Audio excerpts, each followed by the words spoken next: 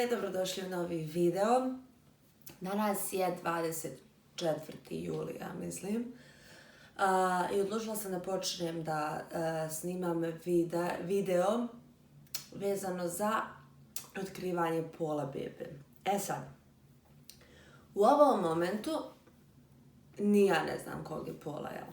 Tako da, razumite kako je meni, pa nemojte premotati na kraj, jel? Da vidite kog je pola. Uglavnom,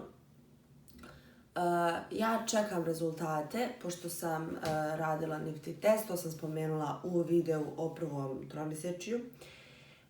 Uglavnom, radila sam prošlu srijedu, znači punih 7 dana. Ja sam se odlučila za NIFTY nekim slučajem. Manje više nije toliko ni bitno koji je test u pitanju, bitni su rezultati, to jest ono što je najbitnije. Svakako otkrivanje pola ide uz to.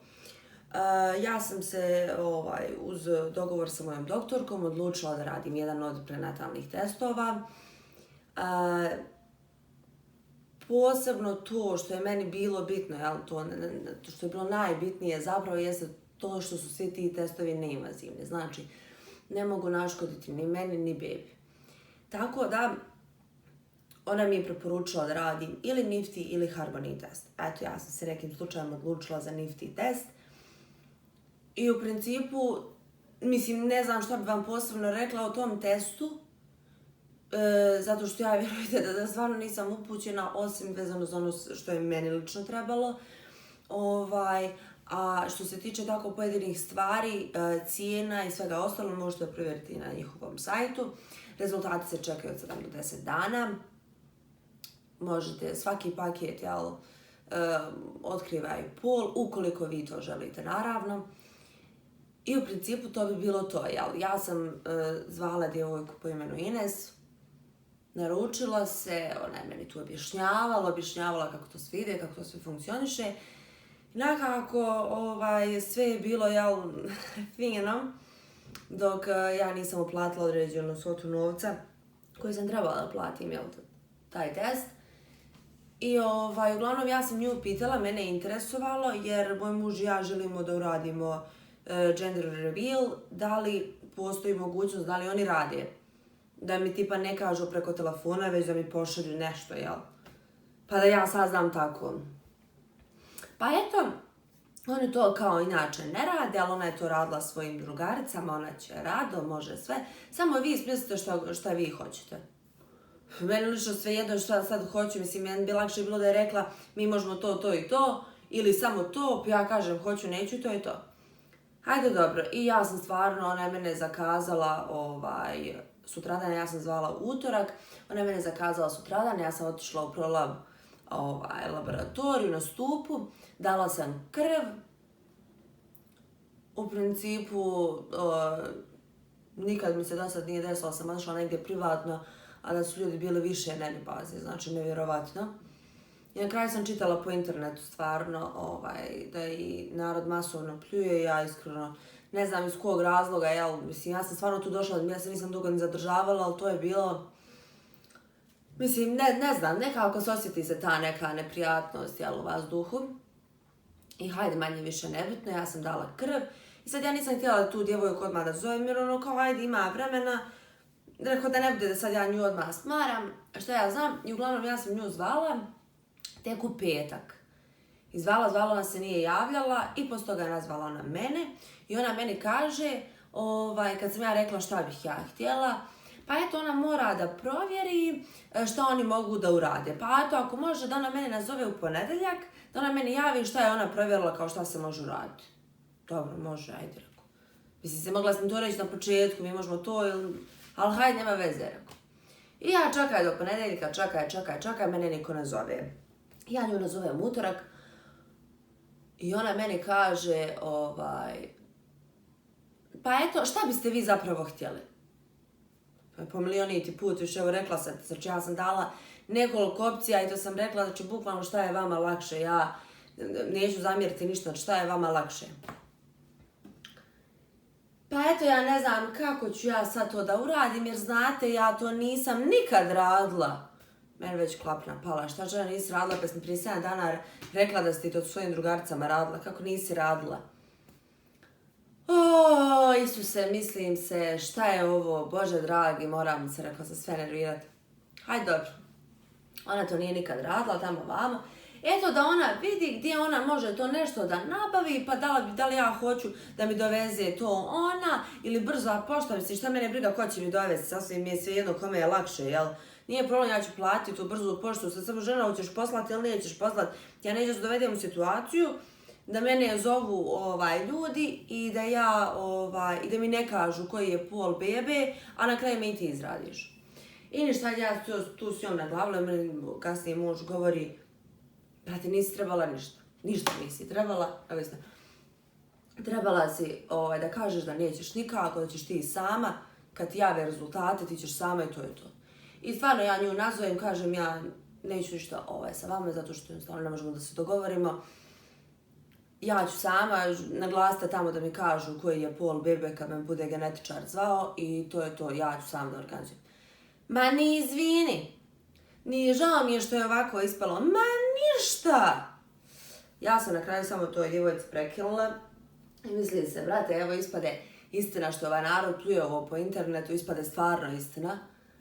Mislim, nekako je to sve ispalo bez veze, ja sam nekako, ajde da kažem sam možda ja to zakomplikovala malo tamo vama, ali ja sam samo pitala, znači, da li mogu ili ne mogu, ako mogu, kako to funkcioniše, jel? Znači, niko njih nije tjerao da oni meni donose balone ili ne znam nija šta, znači to je bila lično njihova odluka, to jest njena, pošto se sama ponudila da to može da uradi. Ja sam samo pitala da li on to radi, jer nigdje na sajtu ja nisam mogla da pronađem ništa vezano za to.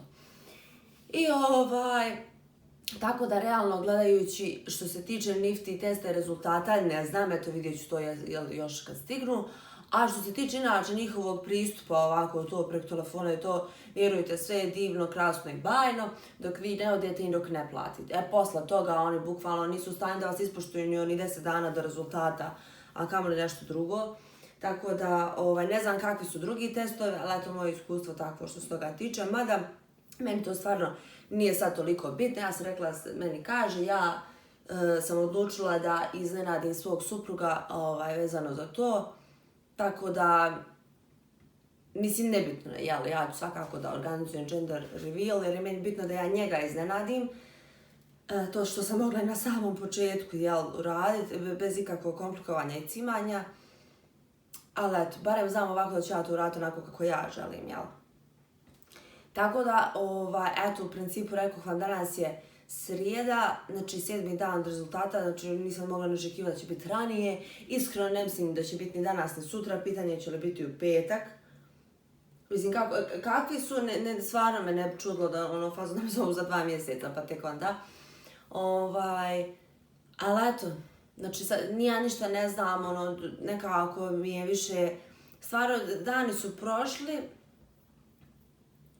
i nekako sam više stvarno u iščekivanju nekom, bitni su mi ti rezultati, bitno mi sve nekako ostalo usputno i sve nekako prolazi vrijeme, ali ne mogu najbolje da se skoncentrišem na neke stvari, ne mogu najbolje da funkcionišem, jer mi je stalno to u glavi, noća sam čak i sanjala to, pa sam se budila, pa sam, znači, bukvalno noćna mora, majke mi. Tako da, ne znam, nisam pametna, jedino što bi ja mogla da preporučim, jel, svim trudnicama i budućim trudnicama jeste da ukoliko su u mogućnosti da obavezno uradi neki prenatal dostupno i stvarno imate mali milion testova, možete da izaberete bilo koji. To što sam ja imala negativno iskustvo s tim nekim dogovaranjem i to ne znači da ćete imati i vi. Jednostavno, mislim da je to poželjno i da su ti rezultati nešto što će trebati i vama i bebi. Nekako mislim da ja imam barem moći kad mi stignu ti rezultati da će meni past kamen sa srca i da ću ja napokon moći da prodišem i normalno sve nekako, ne znam, meni je moja doktorka to nekako pojasnila i da je to stvarno dobra stvar i da to treba uraditi. I mimo nje ja sam imala isto mišljenje, tako da ja se ne kajem zbog urađenih rezultata i uradila bih još milion puta, vjerujte mi. tačno rađenog testa i uradila bi ga još milion puta, tako da što se lično toga tiče ja sam uvijek za i preporučujem, a ovo sad između ostalo manje i više treba se nekako truditi da se čovjek ne cima jer realno danas je jako teško naići na nekoga ko će vas ispoštovati ili bilo što tome slično. Eto, uglavnom, neću više da pričam, odoh sada da se spremam, idem napolje malo, mislim da ću početi da snimam neki drugi klip koji će biti u realnom vremenu, jel? Tako da, to bi bilo to. Vidjet ćemo se u nastavku, ne znam šta će se dešavati, kad će stići rezultati, uglavnom bit ćete obaviješteni kroz video. Ćao narode, uglavnom želim da vam kažem da su stigli rezultati. Hvala Bogu, sve je u redu, što je najbitnije. A sljedeća stvar jeste svakako otkrivanje pola. Tako da, mislim da će to biti jako zanimljivo. Uglavnom, pa mi je kamen sa srca što se tiče rezultata i stvarno mi je drago. Ne mogu vam opisati koliko su dobri rezultati. Ali haj sad više, da ne dužim, ovaj video ne treba da traje 300 miliona godina. Uglavnom, pogledajte u nastavku da li je dječak ili djevojčica.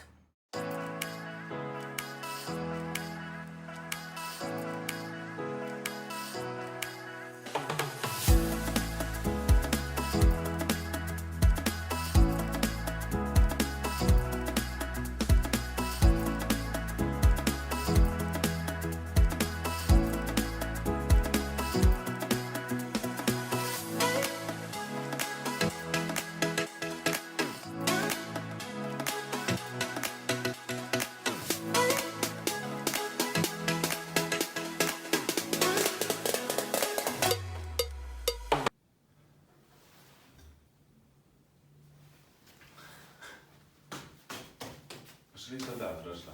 Nema veze.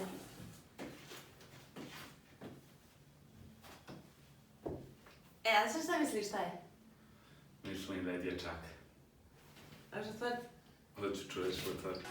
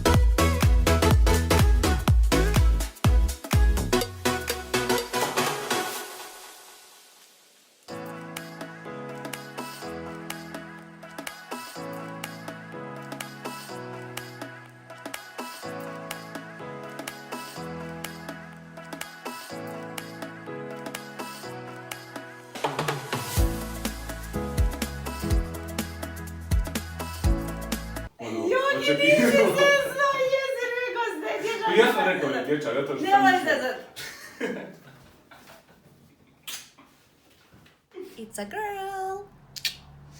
Zvanična je djevojčica i što bi rekli ovi iz Nifty testa, 98% je tačno da je djevojčica.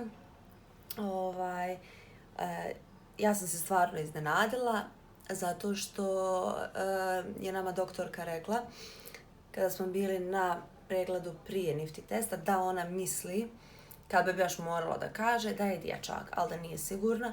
I da smo mi nekako se privikli na to da bi to mogao biti dječak i onda kada su me nazvali i rekli da je djevojčica, ja sam se stvarno iznenadila, baš sam bila šokirana, bukvalno nisam mogla neki 10 minuta da dođem sebi, ali uglavnom najbitnije da su rezultati dobro i ovo je stvarno jedna jako lijepa vijest, tako da bolje da završavam ovaj video zato što više ne znam što da kažem. Baš sam sretna i možda baš nije snimak ispao onako kako sam ja htjela da ispadne, ali sve je tu. Sve je onako kako treba. Mislim da je trebalo ovako. Tako da, to bi bilo to. Mislim da ću 100% ovo sad završiti i hvala vam puno što gledate i vidimo se u narednom klipu. Ćao.